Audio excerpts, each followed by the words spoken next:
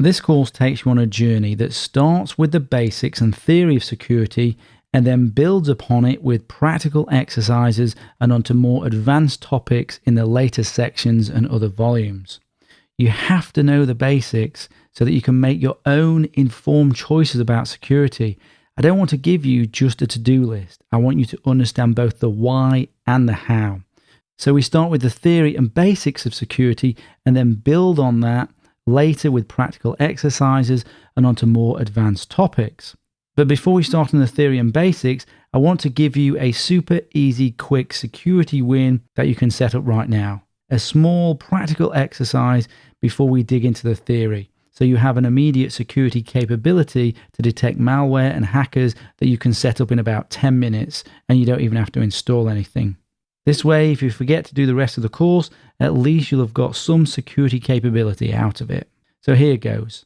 Wouldn't it be cool if we could set up security tripwires to tell us if someone or something was poking around in our files, on our laptop, on our phone, tablet, in our email and on our online accounts, basically everywhere? Wouldn't it be good if we could have some tripwires that alerted us when somebody was doing things that we don't want them to do? Well, we can set those things up. So let me show you how to set these security tripwires using a service called Canary Tokens that I have made available just for you guys on this course so you can have some quick and easy security wins. So if you make your way to www.stationx.net/canarytokens/, you can follow along with what I'm doing and create your own tokens at the same time. So here we have our little canary friend and his token. We see a rather obvious red button here, and this is what we need to click on to take us to the domain that will provide us with the tokens. So here we are. This is a domain here that will rotate, so don't worry about what that is at the moment. So here we are. This is the main thing that you need to interact with, and I'm going to show you 5 different ways of setting up traps. These traps are also called tokens or canary tokens. And we're going to keep it simple at the early stages of this course. So first thing we need to do is we need to put in an email address. Now this is the email address which you want to get sent alerts to. So this needs to be an email address that you monitor, i.e. it's like the email address that you have on your phone or something like that, so that you get notified immediately when there's a security problem. You don't want to set up a secondary email address that you never look at. That's pointless. It has to be an email address that you monitor. Even if you set up a new email address, as long as it's one that you monitor. So let me put one in here. So that's the email address I want to get sent alerts to. And then I need to put in here some sort of comment that lets me know which token, which trap has been triggered. So I'm going to put Word document in password folder on laptop. That's going to make more sense in a second. Ignore all this for now. Just have it on DNS and HTTPS and generate token. And if we go down here, the first one that I want you to look at is the MS Word token or trap. So what this has done is this has generated a unique Word document for you that we can download. So I'll give you a demo of it. So we'll download that now. And if you see this here, this is the Word document that we've just downloaded. Now if I click on that, and that's just opened up there, you can see a little timer's going on there in the background. Now you see there, we've been alerted. Now, anytime anyone opens this document, you're going to get alerted. It's a little trap. And this little trap should work on most operating systems, most versions of Word. There's no 100% guarantee that it's going to work on every system and with every version of Word. So if it doesn't work for you, then try one of the other tokens that I'm going to show you in a second. So let me close that. Now I've created another example here. You can change the file name of this document, by the way, to anything that you like. Make it enticing for someone to click on. If I open this one a second, just open this fully. Now in this one, I put valuable and juicy information in it that a hacker or other type of threat would be interested in finding. PayPal, usernames and passwords, stock trading information, social media accounts, etc., etc. Those are the sort of things that a threat is going to be searching for. If he's on your laptop, your device, your phone, within your email, he's going to be searching for keywords. And if you want an idea of the sort of things that you want to put in these traps, then I've put some examples here. We can see personal information, financial information, file hosting accounts. And if we go further down here, I provided an example file. I don't want you just to copy this, but you can use it as just an example of the sort of information. You can see social security numbers, credit card details. I've put them in the right sorts of formats, Bitcoin wallet IDs. You get the idea. So we can imagine now a hacker was snooping around in an area that we've specifically put aside just for the hacker to find. And we've put in that Word document and he's now clicked on it. And this is the alert we get. So we know he's snooping around. And not only do we know he's snooping around, we know what he's doing because we've set up that comment there. And if we click here, we can look to see where he's come from. We can track him down. And this provides further information on how he triggered the alert. But what is important is that you react to the alert. And later on in the course, we're going to talk more about response and recovery strategies as you get through to the more advanced sections. And if we look at the second type of token that we can create or trap, a PDF. So we can download this PDF version and it works pretty much exactly the same as the Word document. We open this PDF document and we will get alerted that someone has opened it. And boom, there we go. Another alert, PDF trap. So I think you're getting the idea now. So you want to sprinkle as many of these tokens, these traps, throughout your laptop, your phone, your tablet, in your email, on your online accounts.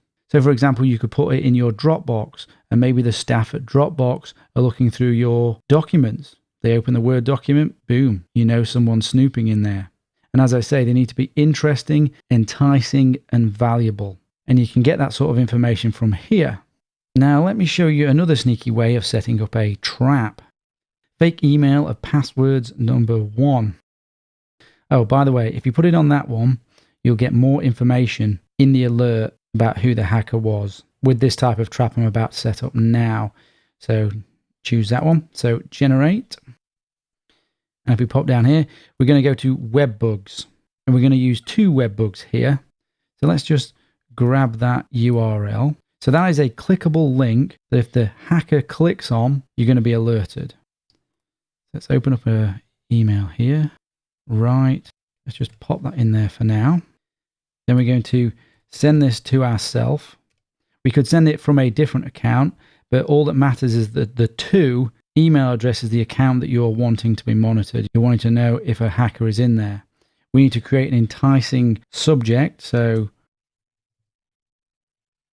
and then just as an example for this one, I'm going to go here and I'm going to copy all of this stuff here into this email.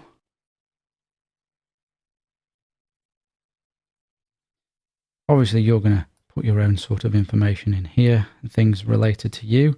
So you notice I've just taken that link there. Now I'm putting that link here.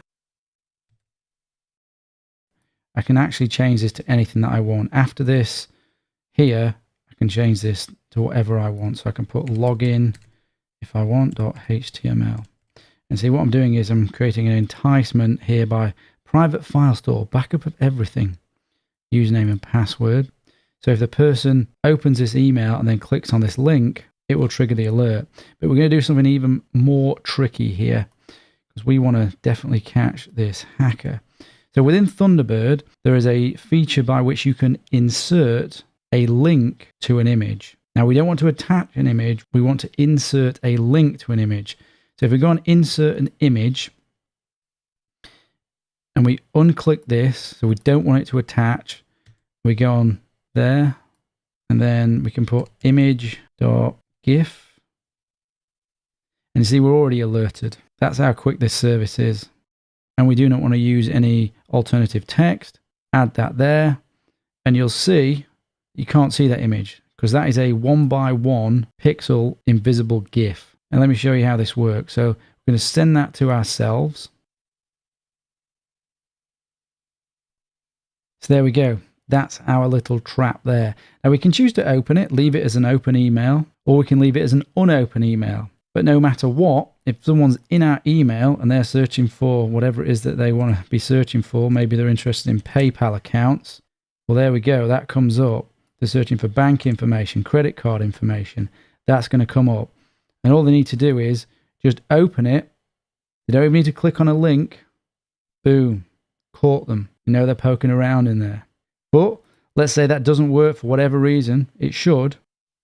Then there's still things like that to entice them. Click on that. Boom. Caught them again. Now, in order for us to have inserted that image, I went on this insert image. Now, you may not have this functionality available in the email client that you use. It may not even be available to do this. But it doesn't matter. You can still download Thunderbird if you like. It's free, and just send an email or emails using Thunderbird just for this one task if you can't work out how to embed that invisible web bug into your email. So as I said, you want to sprinkle these tokens throughout your laptop, on your laptop, phone, tablet, in your email, in your accounts, make them enticing, make them valuable. And then when you get an alert, respond to that alert. And respond in the ways that I recommend throughout this course, changing your password and other such sort of things, disconnecting from the network. So there you go, that's your security quick win. Go ahead and set those up right now. You will have, after you set this up, better security detection capabilities than most companies do. You might not believe that if you're not in the security industry, but that is a sad and true analysis of the state of most organizations.